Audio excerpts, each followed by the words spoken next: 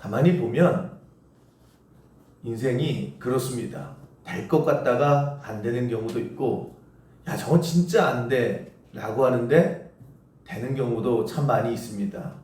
야, 쟤는 잘 살 것 같아 라고 하는데 그렇게 잘 살지 못하는 경우도 참 많이 있습니다. 쟤는 정말 어떻게 자기 밥벌이나 하고 살까 라고 하는데 때로는 사장님 소리도 들으면서 또 잘 사는 것을 볼 수가 있습니다. 그래서 인생은 모르겠습니다. 솔로몬도 마찬가지입니다. 누가 봐도 솔로몬은 왕이 안 될 것 같았습니다. 사람도 없었고 기반도 없었고 기회도 오지 않았습니다.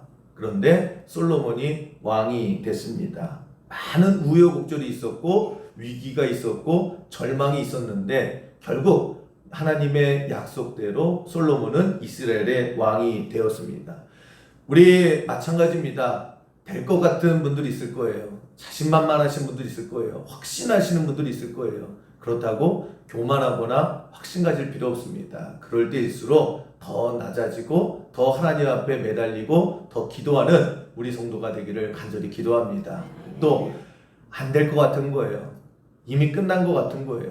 내가 봐도 아무런 돌파구가 없습니다. 그냥 이렇게 살다가 끝나는 것 같아요. 그렇게 절망하거나 낙심하거나 체념하는 성도들이 있다면 솔로몬이 그랬잖아요. 누가 솔로몬이 왕이 될 줄 알았습니까? 다들 아도니아 쪽으로 줄 설 때에 그러나 일은 하나님께서 해주실 때에 하나님의 자녀인 우리들, 하나님의 사랑받는 저희들 모두가 하나님께서 그 뜻을 이루어주시는 역사가 반드시 임하게 될 줄로 믿습니다. 수영계 모든 분들이 그래서 날씨가 더우면 또 쉽게 체념하게 되고 낙심하게 되고 또 다운될 때에 그럴수록 더 열심히 하나님 의지하면서 일을 이루시는 하나님을 경험하는 역사가 있는 우리 수영교가 되기를 주님의 이름으로 간절히 기도합니다.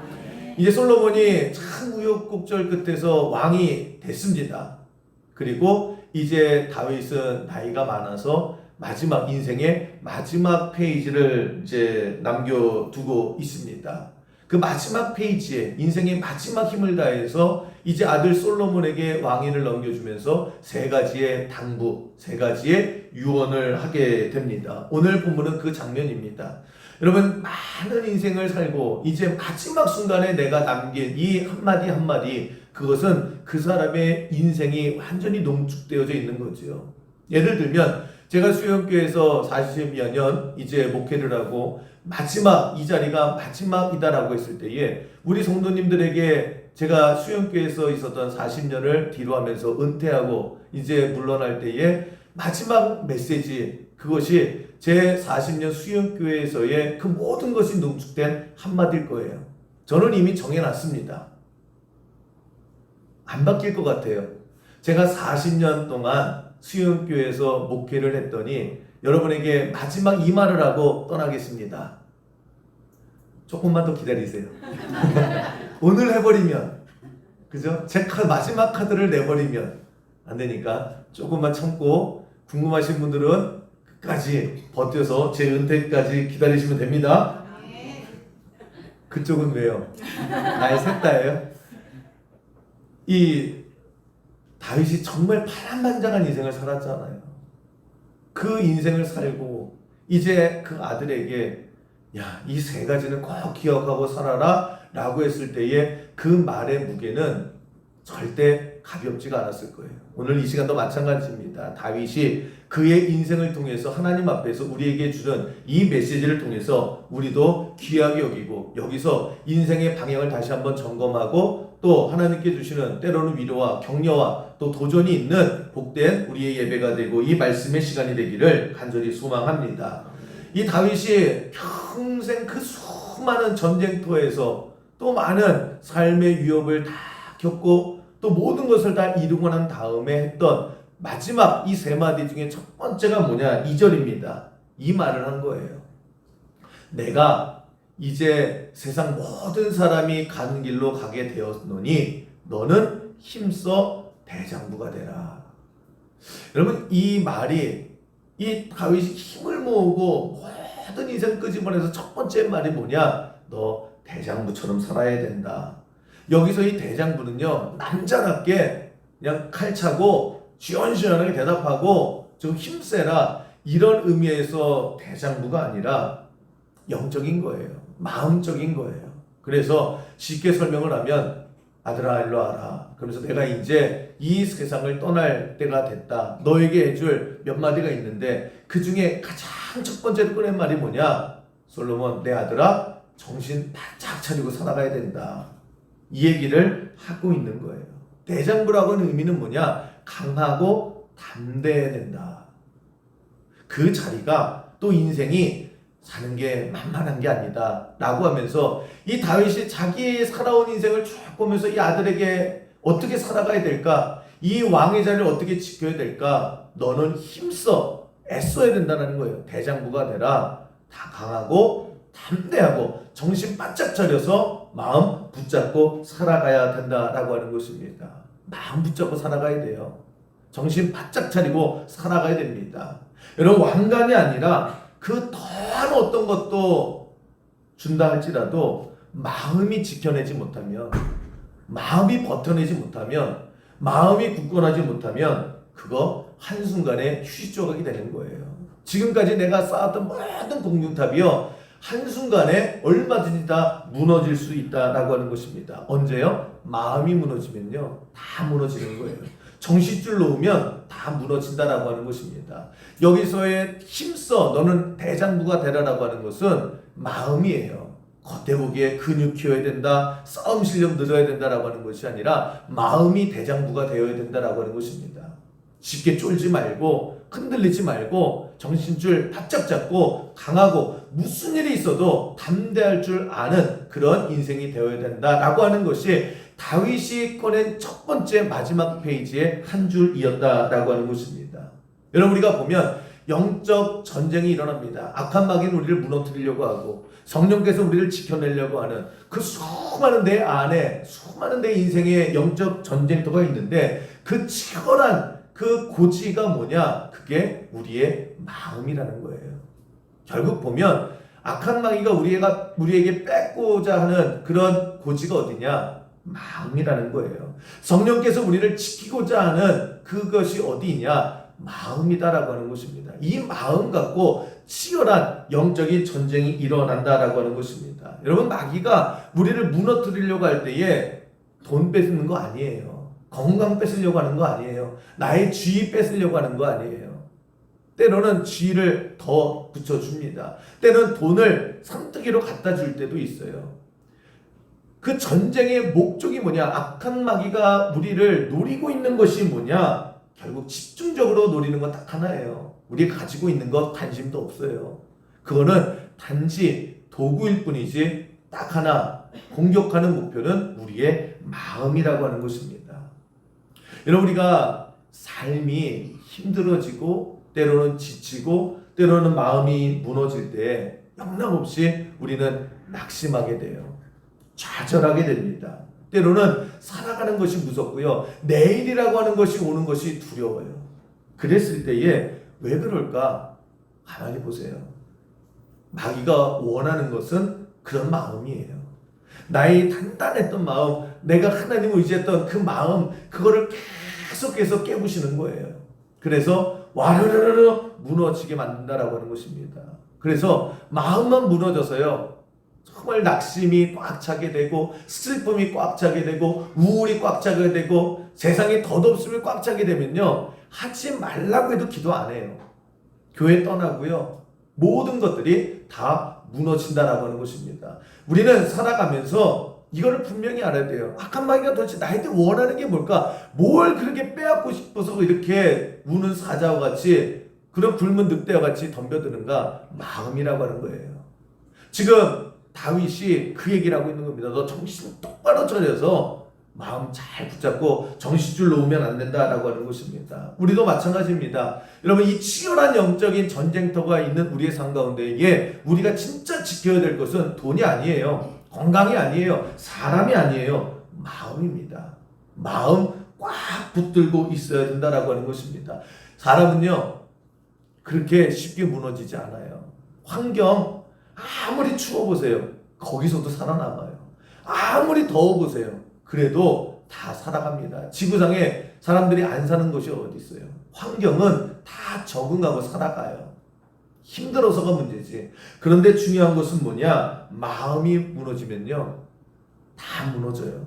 그 어떤 조건이 있다 할지라도 무너진다라고 하는 것입니다.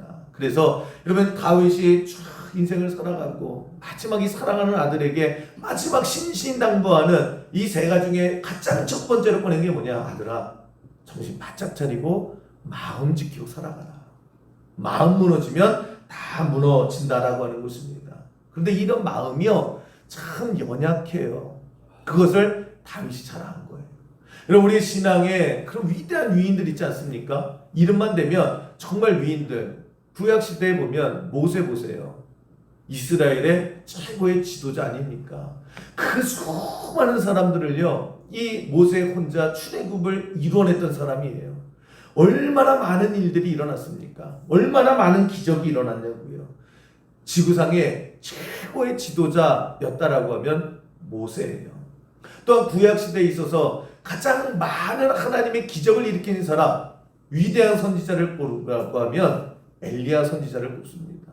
그 첫 번째에 등장하는 거 보세요. 850명이 무당과 목숨 건 그런 사활을 건 전투에서 승리하고요. 엘리야가 가는 곳마다 하나님의 역사가 일어나고 기적이 일어나고 하나님의 영광이 임했던 구약시대의 최고의 능력의 선지자라고 하면 누가 뭐래도 엘리야예요. 위대한 일을 했지요. 요나 선지자 보세요. 처음에 삐딱했지요. 하나님께서 니네로 가라. 거길 왜 가요? 그 다시스로 갔다가 물고기 뱃속에 있다가 이제 회개하지요. 그리고 나서 다시 니네로 가서 말씀을 전할 때에 신약 성경에서는 베드로가 한 번에 5천 설교할 때 5천 명이 회개하고 3천 명이 회개하고 우리는 와 그러죠. 이 니느웨에 가서 요나가 하나님 말씀을 전할 때는요, 이 니느웨 성 전체가 다 회개하고 역사가 일어나고 국가의 운명이 바뀌어졌다 이렇게 얘기를 합니다. 이런 어마어마한 그런 말씀의 선지자라고 하면 요나예요. 그런데 우리가 요나를 봐도 그렇고 모세를 봐도 그렇고 다 마찬가지예요. 늘 이런 승리하는 모습만 있었느냐, 당당한 모습만 있었느냐, 아니라는 거예요. 이 사람들도 마음의 방어선이 무너지기 시작을 하니까요. 그 수많은 기적을 체험했고 그 수많은 하나님의 영광을 임했던 이 위대한 신앙의 위인들이요, 똑같이 하는 얘기가 뭐냐, 하나같이 엎드려서 똑같은 얘기를 해요. 하나님, 나 못 해먹겠어요. 하나님, 나 안 될 것 같아요. 하나님, 나 너무너무 힘들어요. 그러면서 이 마음이 무너지기 시작하니까 뭐라고 얘기합니까? 하나님, 나 이제 그만 살고 싶어요. 하나님, 나 데려가세요. 나 아무런 희망에 불이 없어요. 살 의지가 없어요. 라고 하면서 하나님 앞에 죽기를 강구하더라는 겁니다. 모세도 그랬고요. 엘리야도 그랬고 요나도 마찬가지다라고 하는 것입니다. 그거를 보면 야, 그 위대한 사람들도 마음이 무너지니까 다 무너져요. 그만큼 우리의 마음이라고 하는 것이요, 정말 짧은 유리 같아요. 언제든지 깨질 수 있고 얼마든지 연약할 수 있고 그리고 한순간에 무너질 수 있다라고 하는 것입니다. 여러분, 우리도 마찬가지예요. 살아가면서 세상이 절대 만만치가 않습니다. 참 힘들어요. 어려워요. 정말 거센 저항도 있고 방해도 있고 태클도 있고 내 안에 그런 여러 가지 많은 회의감도 있고 수많은 생각 속에 번뇌도 참 많이 있습니다. 그럴 때에 하나님께서 오늘 우리에게 주신 메시지도 똑같은 거예요. 그럴 때 여러분, 우리가 지켜야 될 것이 뭐냐? 마음이에요. 여러분, 신앙생활이라고 하는 것이 영적 전쟁이라고 하는 것이 다른 거 아닙니다. 우리가 뺏기지 말아야 될 것이 뭐냐? 마음이에요. 정신줄 놓고 살아가면 안 됩니다.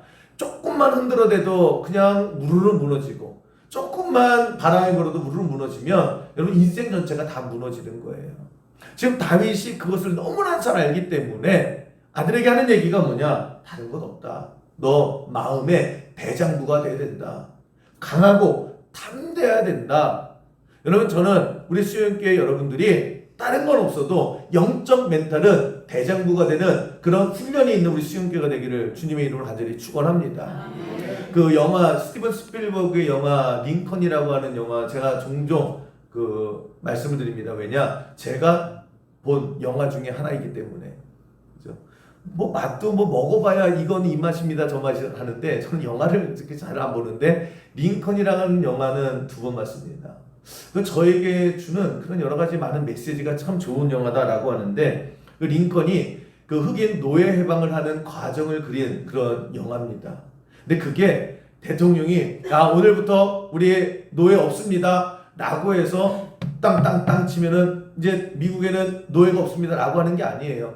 거기에는 수많은 저항과 또 여러 가지 많은 어려움이 있습니다. 그래서 이 링컨이 했던 것이 뭐냐, 노예 해방을 위해서는 아예 미국의 헌법을 바꿔야 된다. 법을 바꿔야 나중에라도 계속해서 이 땅에 노예가 없다라고 해서 수정헌법 13조를 만들어가는 과정이 그 스티븐 스필버그가 만든 링컨이라고 하는 영화의 전체 주제입니다. 그런데 참 만만치 않아요. 당시에는 노예가 재산이었거든요. 노예가 권력이었습니다. 그래서 훨씬 더 많은 기득권 세력들이 이거를 반대하는 거예요. 근데 그 영화를 보면 참 제가 재밌게 봤던 장면이 뭐냐면 여기서도 반대하고 저기서도 반대해요. 그런데 가장 최전선에서 치열하게 반대했던 사람이 누구냐? 링컨의 아내예요. 링컨의 아내가 쓸데없는 짓 하고 앉아있다고. 노예 해방 무슨, 제가 그걸 보면서 정말 은혜를 많이 받아요. 왜냐? 제가 여기서 여러분 예수 믿어야 됩니다. 아멘을 해야죠. 여러분 예수 계속 믿으셔야 됩니다. 기도하셔야 됩니다. 하나님 살아계십니다. 라고 하는데 이영지 사무가 개뿔 예수가 어딨냐, 새벽 해봐라 백날 뭐가 달라지냐 라고 하면서 이 불을 못 잡아서 앞에 나와서 잠깐만요 라고 마이크 잡고요, 여러분 이거 뻥입니다. 제가 목회를 해요 못해요? 그쵸? 이거 뭐 아니잖아요. 그런데 실질적으로 와, 링컨이 그 4대 악처 중에 하나라고 얘기를 하는데 그 정도까지 하는 거예요. 그 링컨의 아내가 이제 계속 반대에 그러면 전선에 있고요. 그 아들은 또 엄마 편이에요. 하여튼 자식들은 다 엄마 편입니다. 그래서 그 자식은요 아예 반대편에 군대 입대를 해버려요. 그리고 아버지 편을 또 총을 들어요. 그럼 뭐 링컨이, 그래 정적들이 어떡합니까? 너나 잘하세요. 너나 잘하세요. 니네 부인이나 자식들이 지금 뭘 하고 있나 봐라 라고 하면서요 끊임없이 공격을 해야 됩니다. 그리고 매일같이 협박해요. 죽이겠다고. 그 말 안 하면 죽이겠다. 그 남북전쟁이 터지게 되죠. 그러면서 이제 북군이든 남군이든 이 젊은이들이 나가서 전쟁을 하러 나가는데 죽잖아요. 그러면 그 자식 죽은 어머니들이 또 링컨을 찾아와서 가슴을 잡으면서 또 헌금을 해요. 왜 노예를 해방하는 데 가지고 내 자식을 이렇게 죽이느냐, 이게 맞느냐 라고 하면서 또 절규를 합니다. 그러면서 많은 부분 이제 전쟁 회의론자가 있는 거예요. 우리가 이렇게까지 하면서 이 전쟁을 해야 되느냐, 이렇게까지 하면서 노예 해방이 맞느냐 라고 하면서 전체적인 분위기가요 다 싸늘해집니다. 그래서 여러분 얼마나 링컨이 힘들고 외롭고 마음이 무거웠을까. 여러분 이 압박감을 링컨이 야 그래도 내가 정신 똑바로 차려야지, 내가 그래도 흔들리지 말아야지, 그럴 수 있는 지경이 아니에요. 완전히 무너지는 이 압박감 속에 그래도 링컨이 버텨내는 과정이 나옵니다. 전 그걸 보면서 참 많은 그 생각을 하게 되는데 그 링컨이 어떻게 그걸 버텼느냐, 이게 신앙생활인 것 같아요. 오직 믿음으로. 누구와 도와주는 사람도 없어요. 기댈 것도 없어요. 그런데 이게 하나님의 뜻이 맞는 거란 확신이 있어요. 그랬을 때에 링컨이 뭐합니까? 기도하고 말씀에 위로받고 또 기도하고. 그래서 백악관이 기도실로 바뀌었다 그렇게 얘기하잖아요. 링컨 기념관에 가보면 링컨이 썼던 그 성경이 그대로 전시가 되어져 있는데 거기에 펼쳐져 있는 부분이 링컨이 가장 많이 펼쳐놔서 읽었던 본문이다 이렇게 얘기를 하는데 그게 시편 34편 4절이에요. 내가 여호와께 간구하매 내게 응답하시고 내 모든 두려움에서 나를 건지셨도다. 너무 무서운 거예요. 기댈 데가 없는 거예요. 수십 번 마음이 무너졌다가 또 무너졌다가 이거 견딜 수가 없는 거예요. 그럴 때에 결국 링컨이 견딜 수 있었던 건 딱 하나, 하나님의 말씀. 그 말씀 붙들고 울면서 기도했다라고 하는 것입니다. 이게 다윗이 말하는 대장부의 모습인 거예요. 여러분, 우리도 마찬가지다라고 하는 것입니다. 이 모습이 여러분 믿음의 사람이 살아가야 될 삶의 방식이라고 하는 거예요. 여러분, 우리도 세상이 만만치가 않아요. 수많은 압박이 있고요. 가는데 이게 진짜 맞는 거지 틀리는 거지 너무나 헷갈리고요. 정말 악한 마귀는요, 우리의 모든 것들을 다 무너뜨리기 위해서 마음을 계속해서 찌르고 또 찔러요. 많이 아파요. 멍들어요. 힘들어요. 그럴 때 여러분, 우리가 버틸 수 있는 게 뭐냐? 믿음의 대장부처럼 강하고 담대할 수 있는 것은 다른 거 아니에요. 링컨이 보여준 것처럼, 또 신앙의 그 많은 사람들의 선배들이 보여줬던 것이 뭐냐? 결국 말씀이에요.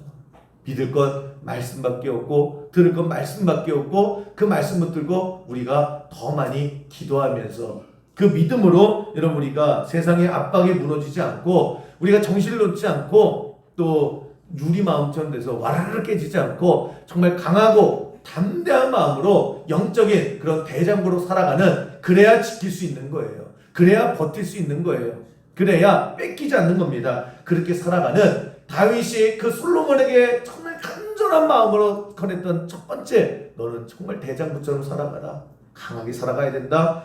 담대하게 살아가야 된다. 정신줄 놓고 살아가지 말라라고 했던 이 메시지가 하나님께서 우리에게 주신 메시지처럼 정말 믿음의 대장부를 키워나가는 우리 수영교회 모든 영적인 그런 하나님의 은혜의 장소가 되기를 주님의 이름으로 간절히 축원합니다. 두 번째, 이 다윗이 솔로몬에게 했던 두 번째 이 유언은 무엇이냐? 3절입니다. 우리 3절 같이 보시면, 내 하나님 여호와의 명령을 지켜 그 길로 행하여 그 법률과 계명과 율례와 증거를 모세의 율법에 기록된 대로 지키라. 그리하면 내가 무엇을 하든지 어디로 가든지 형통할 거다. 이렇게 얘기합니다. 말하면 너 말씀대로 살아가라. 헷갈려하지 말고 이랬다 저랬다 하지 말고 어떠한 상황 속에서도 말씀 지키고 살아가라. 그러면 네가 뭘 하든지 어디로 가든지 너는 될 거야. 이거 꼭 지키고 살아가라라고 하는 것입니다. 여러분, 우리가 인생을 살아갈 때에 참 우리의 가장 중요한 게 뭐냐? 어떤 결정 앞에서 우리 그렇게 얘기하죠. 너 감정대로 하면 안 돼. 그런 얘기 많이 하잖아요. 감정에 치우쳐서 어떤 결정을 내리거나, 때로는 충동 때문에 결정 내릴 때에 여러분, 열이면 열다 그것은 후회가 됩니다. 후회뿐만이 아니라 결국 보면 그것이 내 인생의 화의 시작이 될 때가 참 많아요. 그리고 쇼핑도 마찬가지 아닙니까? 쇼핑도 그 식사하고 가래잖아요. 그죠? 느긋한 마음으로. 그래서 백화점에서 아니 마트에서 충동 구매했던 기억들이 있으시죠? 그러면 대부분 후회해요. 아, 이거 괜히 질렀네. 때로는 막 성질 나실 때에 꼭 이런 분이 있어요. 나 진짜 화났어. 카드 들고 그냥 긁으러 가요. 그리고 6개월을 고생하죠. 그러니까 여러분, 우리가 뭘 할 때 그 분노에 가득 차거나 감정, 때로는 기뻐서 야 내가 오늘 쏜방 쏠게 막 이래서 막 그냥 하고, 하여튼 마음의 충동이거나 즉흥적으로 했던 모든 것들은 결국 우리에게 좋은 것으로 다가오지 않는다라고 하는 것입니다. 분노가 가득 찰 때도 마찬가지고, 여러분 우울할 때도 마찬가지고요. 마음이 침체가 될 때도 마찬가지고, 짜증이 들 때가 마찬가지고, 다 마찬가지예요. 여러분, 그냥 그 자리를 지키고 있는 게 중요한 거예요.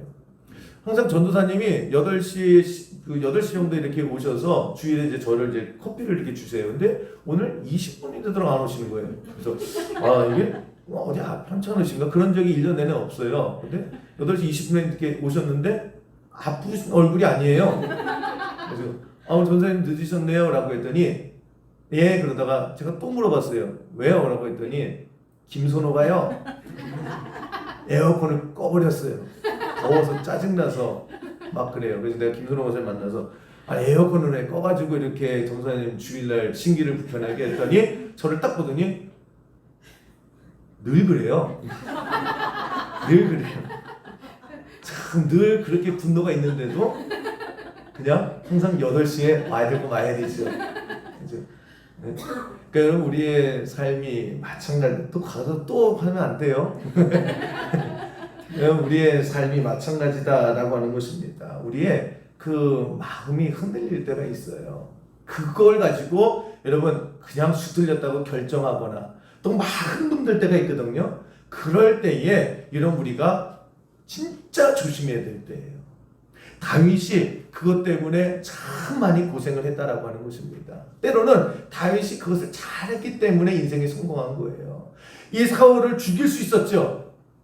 얼마나 이가 부득부득하래요. 2번 죽일 수 있는 기회가 있었지만 하나님께서 직접 기름 부은 사람을 내 손으로 어떻게 죽이냐 라고 하는 절제가 있었는데 그 모습을 하나님께서 야 이놈 봐라 라고 하면서 내가 너에게 진짜 복을 줄 거야 라고 했던 그 결정, 성질 같았으면요 가루를 만들어도 되지요. 그런데 그 분노, 그 충동, 그 슬픔으로 하지 않고 하나님의 말씀에 내가 기름 부은 자는 내가 알아서 한다라고 하는 그 말씀을 지켰다라고 하는 것입니다. 그런데 그것이 나중에 다윗의 축복에 문을 열 줄은 몰랐던 거예요. 그때에 다윗이 기분대로 했다라고 하면, 충동대로 했다라고 하면 역사는 다시 바뀌었을 거예요. 여러분, 비행기 조종하는 분들을 파일럿이라고 하죠. 이 파일럿들이 끊임없이 하는 훈련이 뭐냐? 비행 착각이래. 비행 착각. 비행하다 보면 착각이 일어난다잖아요. 이게 하늘 높이 쭉 올라가고, 특별히 밤이나 아니면 여러 가지 시야가 보이지 않을 때는 이 사람이 본능이 거꾸로 작용한답니다. 그러니까 나는 핸들을 가지고 위로 상승하고 있거든요. 사람이 그 정도 느낌이 있잖아요. 내가 올라가는지 내려가는 느낌이 있잖아요. 아무리 질뜨기지만 그 빠른 속도에 나는 하늘 향해서 쭉 올라간대요. 그런데 실질적으로 보면 그게 내려갈 때가 있다는 거예요. 근데 그 훈련을 한다라고 하는 것입니다. 나는 분명히 올라가기 때문에 나 지금 올라간다 라고 하는데 계기판을 보면 내려가는 거래요.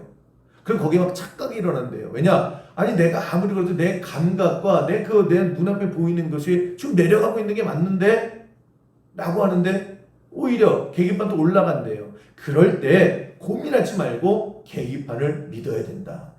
네 감각을 믿어서는 안 되고 네 눈에 펼쳐진 것을 보면 안 된다. 이 훈련을 한답니다. 그런데 비행기가 진짜 대형 사고가 일어날 때가 언제냐?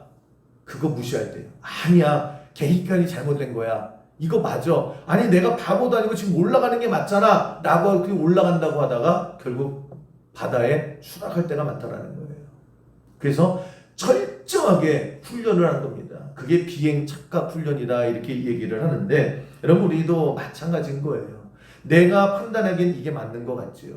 내 기분에는 저게 맞는 것 같지요. 주변에서 하는 얘기는 이게 맞지요. 그래서 우리가 그냥 기분 따라서 내 경험 따라서 내 똑똑함 따라서 그렇게 결정할 때에 인생의 대형 사고가 그때 일어난다라고 하는 것입니다. 우리는 훈련해야 돼요. 이것이 끊임없이 신앙생활이다라고 하는 것입니다. 지금 다윗이 솔로몬에게 했던 두 번째 메시지가 이거예요. 야, 너 똑똑하다는 거 알아. 그런데 너 똑똑한 거로 판단하지 마라. 너 감정, 네 감정이 이거 맞는 거 그러지 마라. 매 순간순간마다 하나님의 말씀대로 해. 그래야 살아. 라고 하는 것이 다윗이 꺼낸 두 번째 유언이다라는 것입니다. 우리도 마찬가지예요. 여러분 우리도 끝까지 신앙 착각이라는 게 있어요. 이거 맞는데? 주변에서도 이게 맞다라고 하는데 나 이거 이 정도는 내가 사리분별하는데? 라고 하면서 확신을 가지고 했던 그것이 인생에 돌이킬 수 없는 후회가 되는 거예요.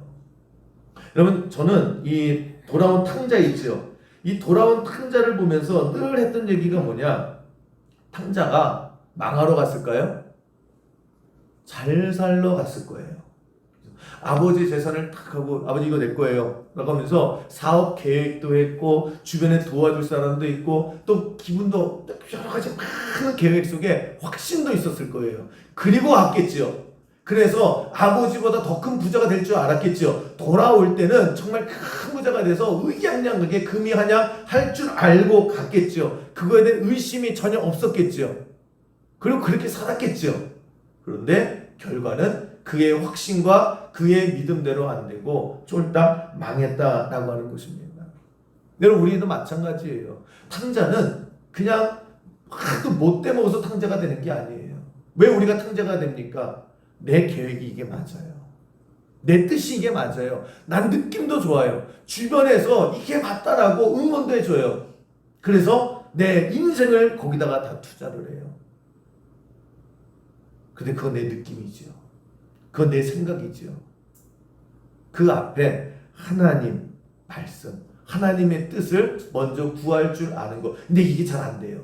비행사들도 그 높은 곳에서 나는 분명히 이게 지금 하늘로 올라가고 있는데 계기판은 너 지금 내려가고 있어 라고 했을 때에 그래 맞아. 그러면서 내 본능과 느낌을 내려놓고 계기판에 그것을 믿는 훈련, 그게 비행이거든요.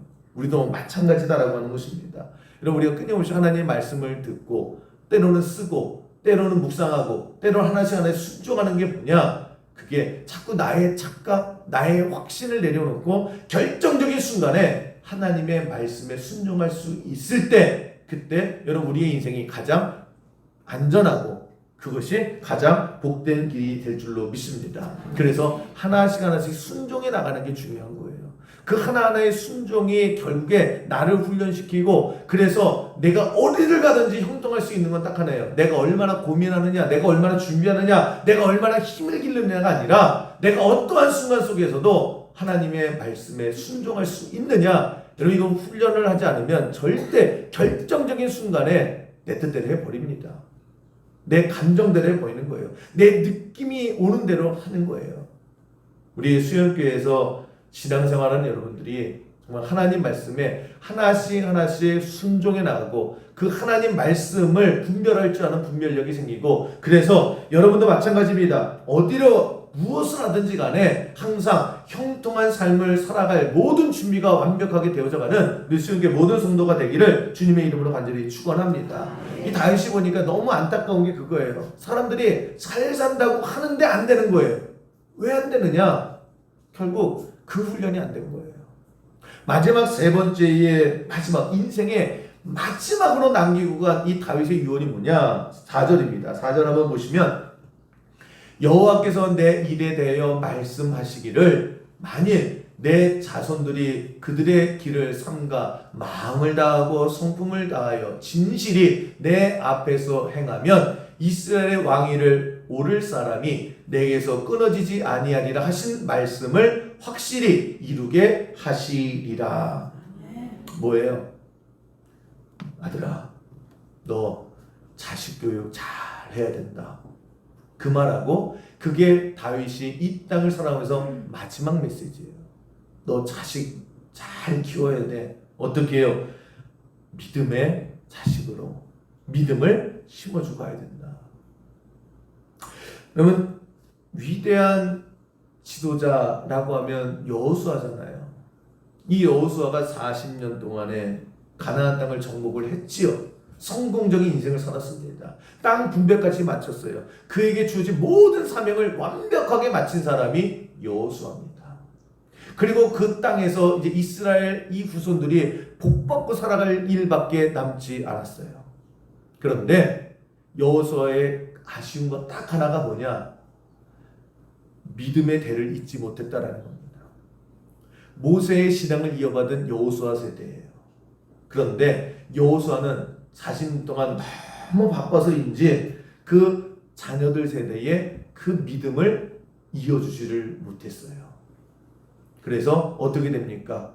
결국에 그 여호수아 이 자녀의 세대는 하나님을 알지 못하는 세대가 되었다라고 하면서 이 여호수아 그 이후로요, 하나님께서 그 적과 꿀이 흐르는 그 땅에 땅 분배까지 다 된 그 땅에서 복받고 살아가면 됐어요. 그런데 딱 하나 믿음을 이어주지 못하니까 어떻게 돼요? 사사기의 시대가 열리는 거예요. 이스라엘의 암흑기, 사사기의 시대가 이루어지게 되더라고 하는 것입니다. 비참한 어두움에 희망이 없는 시대를 그 땅에서 살아가게 되는 거예요. 왜? 딱 하나, 땅이 없어서? 아니에요. 힘이 없어서? 아니에요. 그 여호수아의 이 신앙의 아버지 세대의 이 신앙을 이어주지 못했다라고 하는 것입니다. 여호수아가 얼마나 잘 산 사람이에요. 여호수아가 얼마나 위대한 인생입니까? 근데 그걸 못했어요. 그래서 사사기에 그 수많은 비참함과 어려움에 그 이스라엘의 가장 침몰한 시대가 열리게 되더라는 거예요. 그 좋은, 그 열매 좋은 적과 끓이는 땅에서 그렇게 변하더라는 거예요. 여러분, 신앙은 절대 자동으로 흐르지가 않아요. 그냥 알아서 흘러가지 않는다라고 하는 것입니다. 철저히 전수해줘야 되고 기억해줘야 되고 물려주지 않으면 여러분 어려운 거예요. 그래서 다윗도 인생의 마지막으로 했던 메시지가 뭐냐? 너 자식 잘 키워야 돼. 그 자식을 어떻게 잘 키워요? 하나님 말씀 전해줄 줄 알아야 돼. 여러분 우리 수영교회 여러분들이 정말 예수 열심히 믿는 그런 성도님인 것을 늘 감사해요. 여러분들이 뜨겁게 기도하고 매일매일 새벽기도하고 정말 평생에 헌신하는 그런 삶을 살아갔을 때, 그런데 여러분의 자녀들에게 이 신앙을 물려주지 못하면 안 된다는 거예요. 나만 잘 믿고 끝나는 것이 아니라 내 인생의 마지막 숙제는 뭐냐? 이 믿음을 가지고 내 자녀 세대에 흘려보낼 수 있는 길을 열어놓고 가셔야 되는 거예요. 교회의 사명이 뭡니까? 우리가 정말 이 교회에 30년을 다녔고 이 교회 개척부 다녀서 하나님의 부흥의 역사를 일으키고 뜨거운 공동체가 되었다 라고 하는데 우리끼리는 이렇게 뜨거웠어요. 그런데 이 교회가 이 자녀들의 이 세대에게 신앙을 열어주지 못하고 간다라고 하면 이 교회는 거기서 끝이에요. 그게 미국과 유럽의 교회였다라고 하는 것입니다. 내가 떠난 자리보다 그 다음에 더 많은 열매가 있는 것, 이것이 정말 잘 산 인생이다라는 거예요. 저는 우리 수영교회에서 신앙생활하는 여러분들이 뜨겁게 예수 믿기를 간절히 축원합니다. 그 뜨거움을 가지고 자녀들에게, 후손들에게 반드시 그 신앙을 물려주고 하나님 곁으로 가야 돼요. 이 교회도 마찬가지입니다. 우리 교회가 얼마나 뜨거웠는지 몰라. 정말 목사님과 하나가 돼가지고 모든 것을 다 경험하고 행복한 교회였어 라고 하는데 이 자녀들에게 그 신앙을 물려주지 않으면요 헛개빈 거예요. 그래서 지금 사람을 키워놓지 않으면, 지금 자녀를 키워놓지 않으면 다 무너지는 거예요. 그래서 우리 수영교회도 우리 청년들이나 자녀들에게 지금보다 훨씬 더 많은 사랑과 관심과 그런 모든 것들을 해나가야 되는 거예요. 그래서 여러분 매주 9시부터 교회학교 정말 열심히 우리 선생님들 수고하고 있습니다. 선생님들 응원해 줘야 되는 거고요. 우리 아이들 위해서 기도해 줘야 되는 거예요. 이 청년들이 정말 이 교회의 기둥이 되기를 여러분 애써 주셔야 되는 겁니다. 그래서 8월 9일 10일 수련합니다라고 했을 때 온 교인들이요 여기를 위해서 관심 가져주고 기도해주고, 이게 안 되면요 우리끼리는 뜨거웠어요. 우리끼리는 구영준 목사와 정말 잘했어. 근데 구영준 목사가 어느 순간에 사라지고 여러분들이 한 시간에 떠날 때에 빈 껍데기인 거예요. 아무것도 아닌 교회가 되어서는 안 된다라고 하는 것입니다. 100년, 200년 정말 그 믿음의 계승을 할 수 있는 여러분의 가정이 되고 우리 교회가 되기를 주님의 이름으로 간절히 축원합니다. 다윗이 인생의 마지막 페이지에 3가지를 당부합니다. 전신 바짝 차리고 영적인 대장부가 돼서 강하고 담대하게 살아라. 그러기 위해서 여러분 말씀과 기도밖에 없습니다. 또 하나, 여러분 우리의 감정이나 내 판단이 아니라 하나님 말씀에 순종할 줄 알 때에 거기에 길이 있는 거예요. 그리고 여러분의 가정과 우리 교회가 다음 세대에 정말 모든 것을 투자해 줄 아는 그런 은혜가 있는 수영교회와 우리 모든 가정이 돼서 어디에서 무엇을 하든지 형통한 그런 삶을 살아가는 은혜의 공동체가 되기를 주님의 이름으로 간절히 축원합니다.